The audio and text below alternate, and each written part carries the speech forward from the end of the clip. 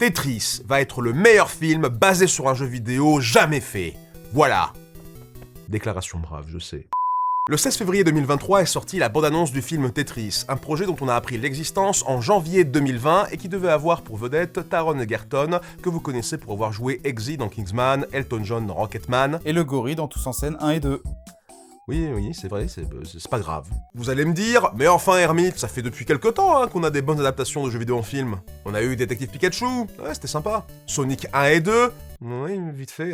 Sans parler de séries comme Cyberpunk Edge Runners, Arcane ou The Last of Us. Bon, alors niveau série télé, c'est clair qu'on a eu des chefs-d'œuvre, pas de problème là-dessus. Arcane et en particulier Cyberpunk, ce sont des réussites artistiques retentissantes.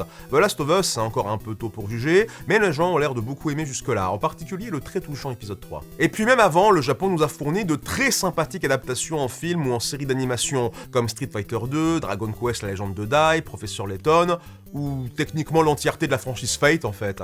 Ah bah oui, à la base c'est des visual novels interdits aux moins de 18 ans sur PC, si vous voyez ce que je veux dire. Mais là, on ne parle pas ni d'un dessin animé, ni d'une série télé ou VOD. Là, on parle d'un long métrage en live action avec des acteurs. Le domaine où ça pêche encore un peu par moment. Mais avec Tetris, je crois qu'on a le potentiel d'un film basé sur un jeu vidéo qui va mettre tout le monde d'accord. Ou du moins, plus de monde que jamais. Je vais réagir à la bande-annonce du film et partager mes explications avec vous après le jingle.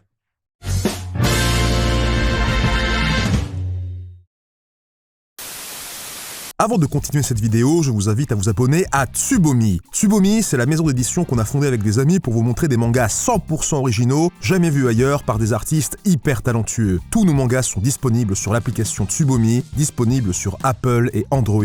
Sur l'appli, vous pouvez déjà lire 11 titres disponibles avec d'autres à venir sur des tonnes de genres différents. Science-fiction, action, baston, horreur, romance, fantasy, drame et j'en passe. En pleine lecture et en un clic, vous pouvez changer la langue d'un manga entre le français, l'anglais et le japonais ou langue originale. Vous pouvez même voir un manga dans sa phase d'ébauche et de croquis à tout moment en appuyant sur le bouton Storyboard. On sort 2 nouveaux chapitres par semaine tous les mercredis et dimanches et on propose 2 offres d'abonnement super attractifs. Mensuel à 5,49€ par mois ou annuel à 53,99€ par an, soit l'équivalent d'environ 4,50€ par mois. Beaucoup moins cher que d'acheter un manga en magasin. Mais surtout, en vous abonnant, vous soutenez directement les artistes et vous les aiderez à vivre de leur travail. Vu la qualité de ce qu'ils font, c'est mérité. Venez donc soutenir de nouveaux talents et les aider à éclore avec Tsubomi. Lien de téléchargement dans la description. Encore une fois, application Tsubomi disponible sur Apple et Android, abonnement moins cher qu'un manga en magasin en échange de soutenir des talents. Lien de l'appli dans la description. Encore merci, bonne lecture et bon visionnage. Pourquoi je crois qu'un film sur Tetris risque de tout défoncer? Parce que de loin, ça a l'air d'être le jeu vidéo le moins adaptable au cinéma au monde. C'est des blocs qui tombent du ciel et disparaissent après une rangée de 4. Pourquoi pas faire un drame épique sur Candy Crush tant qu'on y est. Vraiment, comment fais-tu un film sur ça? Eh ben tu peux pas. Adapter Tetris au cinéma, c'est une vieille histoire. Dès 2014, on parlait d'un projet Tetris au cinéma très orienté action. Ce sera un film épique de science-fiction, déclara le responsable du projet, Lawrence Kasanoff, responsable du premier film Mortal Kombat. Ok, Mortal Kombat Destination Finale? Oh non. Et cette masterclass du cinéma d'animation qui est Foot Fight. Oh putain non! Le mec imaginait dans sa tête une trilogie parce que l'histoire serait trop grande pour tenir en un seul film, disait le brillant visionnaire dont la boîte de production est responsable récemment de Bobblehead le film. Un film sur ces figurines en plastique à grosse tête qui secouent partout là quand tu les touches. Dans sa tête, le mec, il devait s'imaginer qu'il allait concurrencer le film Lego avec ça, je suppose. Donc ouais, le projet puait la loose, trop cher pour ce que ça allait être. Ça s'est pas fait, et c'est tant mieux. À tous les coups, ça allait être une version premier degré de toutes ces parodies de potentiels films Tetris pensés comme un gros blockbuster d'invasion alien. La plus grosse fausse bonne idée depuis la tentative d'Hasbro de transformer le jeu de société touché-coulé en film d'action à la Transformers. Oui, Battleship, c'était ça en fait. Mais la solution de faire un bon film Tetris était évidente depuis le début, parce que Tetris a une histoire incroyable qui marcherait du tonnerre au cinéma. L'histoire d'une bataille juridique palpitante pour les droits d'exploitation d'un jeu vidéo hyper addictif entre 3 sociétés et leurs représentants, voulant mettre la main sur ce pactole à tout prix. Sauf que pour obtenir les droits de ce jeu, ils vont devoir se rendre en Union soviétique, alors que la guerre froide est toujours en cours, que le rideau de fer n'est pas tombé, et que même le KGB et le président Gorbatchev en personne vont se mêler à l'affaire. En fait, faut pas faire un film sur Tetris, il faut faire un film sur la création de Tetris. Et ça peut potentiellement donner un super film, en partie biopic, en partie thriller historique, avec peut-être une vibe à la The Social Network de Fincher, mais en plus léger et comique. Et quand on sait que la boîte qui produit ce film, c'est Marv, à savoir le studio du réalisateur Matthew Vaughn, ça donne confiance. On parle quand même de ceux qui ont produit Layer Cake, Snatch, les films Kick-Ass, les films Kingsman, Stardust et la biopic fantaisiste et délirante Rocketman. Que des films allant de super intéressants à super fun. Ma seule crainte, c'est qu'ils essayent peut-être d'être trop fantaisistes à la Rocketman, avec un peu trop de liberté historique étrange pour rendre ça plus cinématographique. En tout cas, ça sent plutôt bon.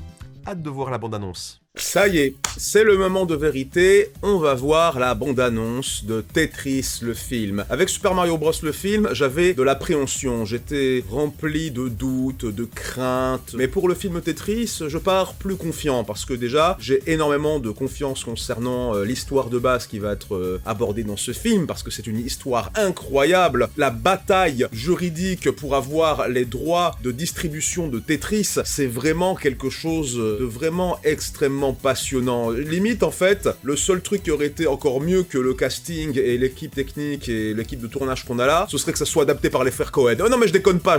Franchement, il y avait de quoi faire toute une histoire multifacette avec plusieurs personnages en même temps, un peu à la Burn After Reading ou à la Big Lebowski ou ce genre de choses. Mais bon, pour le coup, on va voir la bande-annonce tout de suite. Allez, c'est parti. Hop là.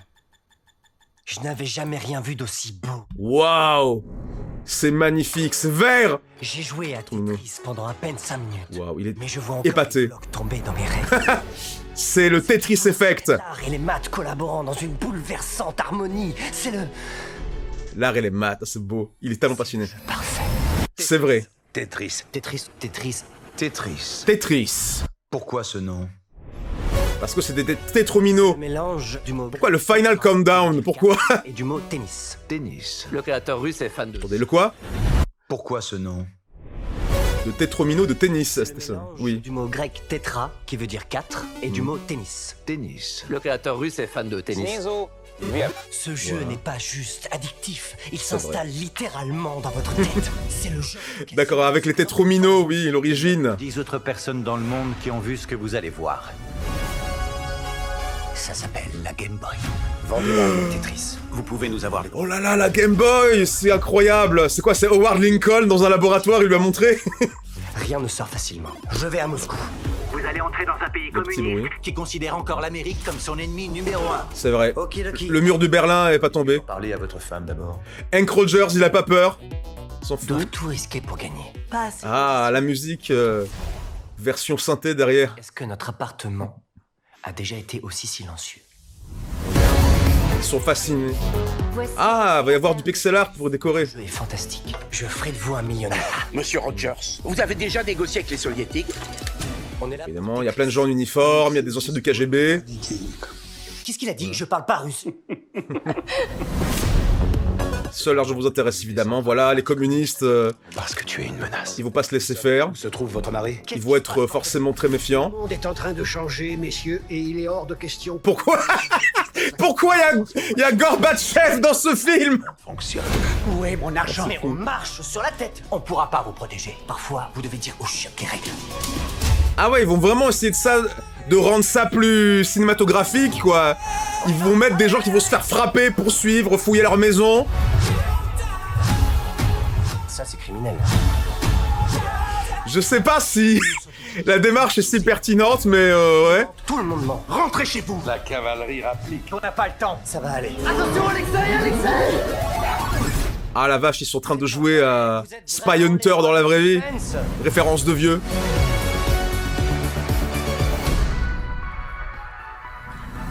Oh! Pas si mal. Eh, attendez, stop, excusez-moi, mais le mec qu'ils ont trouvé pour faire Hiroshi Yamauchi, il est parfait. Et vraiment, ils ont trouvé vraiment un mec qui a l'air d'être fâché tout le temps. Il joue à un des meilleurs jeux de l'existence, et lui, c'est pas si mal, évidemment. Ici, Toro Igawa, dès le début, il allait être crédible en Yamauchi. Pour ceux qui ne connaissent pas, c'était pendant très longtemps le PDG historique de Nintendo. À la base, les Yamauchi, c'est eux qui dirigeaient Nintendo Nintendo et Yamauchi, c'était le dernier des Yamauchi à hériter de Nintendo avant qu'il laisse la main à Satoru Iwata. C'est un homme tellement adorable que quand il y a Squaresoft qui lui a dit on trouve que le format CD c'est pas très pratique pour faire des RPG, ça retient pas assez d'informations, on va aller chez PlayStation un coup mais on reste amis, d'accord hein? Va te faire foutre Squaresoft, je vais te tuer, plus jamais il y aura de RPG sur console Nintendo, je vais déclarer publiquement les RPG en fait c'est un genre de jeu vidéo pour les otaku nuls et qui interagissent pas avec les gens. Histoire vraie, les personnes qui jouent au RPG sont des gamers dépressifs qui aiment s'asseoir seuls dans des pièces sombres et jouer à des jeux lents. Ça c'est du Yamauchi tout craché. Vraiment le grand moment où ils ont réussi à faire en sorte que Tetris soit le fer de lance des consoles Nintendo, qui soit sur NES et aussi surtout sur la Game Boy. Encore des images du film là, en mode hahaha, je vous fais confiance pour obtenir les droits de Tetris. Mais bien sûr, monsieur Yamauchi, ça va très bien se passer. Vous avez une photo ici de Hank Rogers et de Alexei Pajitnov, et du coup, il est censé être incarné par ici Taron Egerton et ici Nikita Efremov. Donc, on a des mecs bien frais, bien jeunes. Il y a le potentiel pour que Hank Rogers, joué par Taron Egerton, ça soit un personnage qui sera hautement sympathique. Ce sera quelqu'un qui sera très charmant, très sympa à suivre, quelqu'un qui aura un bon sens de l'humour, un bon protagoniste à confronter à des gens un peu filous. Mais vraiment, le casting, il est super. Alors déjà, il y a Howard Lincoln dans le film. Howard Lincoln, c'était le PDG de Nintendo of America, hein, dans les années 80, une partie des années 90. Roger Allam pour faire Maxwell, le papa Maxwell, Robert Maxwell, ça c'est super. Anthony Boyle pour Kevin Maxwell, voilà. Donc imaginez Roger Allam engueuler Anthony Boyle tout le temps en mode « Oh, espèce d'abruti, là, je t'ai prêté des millions de livres sterling pour obtenir un jeu de domino qui tombe, et toi, tu te fais bolosser par les Russes, là !» Robert Stein, qui sera joué par Toby Jones aussi, qui est un acteur extrêmement reconnaissable, hein, qui va faire croire à tout le monde que c'est lui qui a les droits de Tetris, alors qu'en fait non, c'est un filou. À mon avis, dans le film, le KGB, il va le tuer. Franchement, la bande-annonce était vraiment très marrante, mais je sais pas si Matthew Vaughn, là, avec sa boîte de production Marv et tout, là, ils se sont dit, cette histoire d'un fils de milliardaire qui se bat contre le représentant de Nintendo, qui se bat contre le représentant d'une autre boîte, emmêlé avec un type qui a récupéré, sans leur permission, les droits d'un jeu russe, alors que c'était encore le bloc communiste, que Alexei Pajitnov, il avait des emmerdes avec sa boîte qui est dirigée par un ancien du KGB, tout ça, ils se sont dit, c'est pas assez rocambolesque, c'est pas assez intéressant. Déjà, c'est bien filmé, c'est stylistique, ils essayent de pas faire trop biopic plan-plan, ils essayent d'apporter des éléments un peu stylisés, apporter un côté un petit peu quand même peu jeune, dynamique, fougueux et tout, mais c'est fou ça me fait trop rire. Pourquoi il y a une course-poursuite pour un jeu avec des petits carrés qui font blip blip blip, je comprends pas. Ils ont transformé Tetris en thriller politique, c'est incroyable. En plus de l'histoire de croire à un concept et de se battre bec et ongle pour qu'il se révèle au grand monde plutôt que d'être coincé dans un pays ou un autre, j'espère surtout qu'il y aura aussi une histoire d'amitié, une amitié sincère entre Alexei Pajitnov et entre Hank Rogers. Et c'est un peu ce qui se passe dans la vraie vie, parce que Hank Rogers et Alexei Pajitnov, c'est ensemble qui vont faire en gros la société Tetris. Ça va être la société qui va protéger les droits d'auteur de Tetris afin que Alexei Pajitnov ne se fasse plus voler le concept de son jeu tout le temps comme c'est arrivé dans le passé. Je suis très intéressé. Il y a moyen que ça soit vraiment incroyable, il y a moyen que ça soit le meilleur film adapté d'un jeu, voilà, plus que tout. Ce sera pas juste un bon film basé sur un jeu vidéo, ce sera vraiment juste un très bon film tout court, je pense. Finalement, en fait, c'était ça, la recette, un super bon film adapté d'un jeu vidéo. Faut parler des coulisses des jeux pour vraiment créer quelque chose de dramatiquement fort au cinoche. Qui l'eût cru? Meilleure raison de s'abonner à Apple TV+, ça, et The Wolfwalkers aussi. Donc, ouais.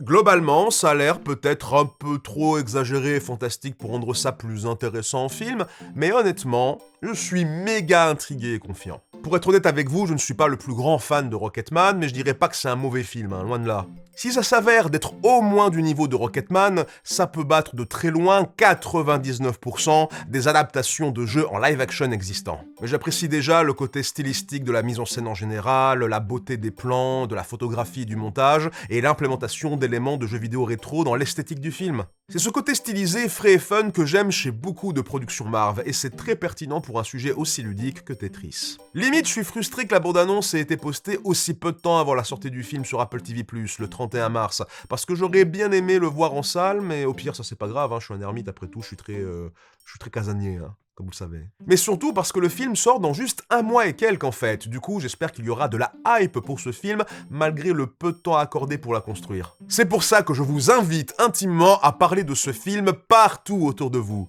Pourquoi pas en partageant cette vidéo sur les réseaux sociaux par exemple, par hasard, ou en laissant des likes, commentaires et abonnements et cloches pour que l'algorithme mette cette vidéo en avant. N'oubliez pas le Utip, bien sûr, dans la description, n'hésitez pas à donner. Je suis sur Instagram aussi, instagram.com/. Twitter, Facebook, tout, TikTok. Bon, sans déconner, ce film a un potentiel énorme, j'ai envie de croire que ça va être de la bombe, et je donne à cette bande-annonce la note de Hiroshi Yamauchi qui dit pas si mal sur 10. Venant de lui, ça transcende n'importe quel chiffre. Merci d'avoir vu la vidéo jusqu'au bout. Si vous voulez me soutenir plutôt que d'aller sur Twitch ou YouTube, cette fois-ci je vous invite encore une fois à vous abonner à Tsubomi, lien de l'application dans la description. Venez découvrir des mangas de qualité par des mangaka talentueux. Merci d'avance et bonne lecture.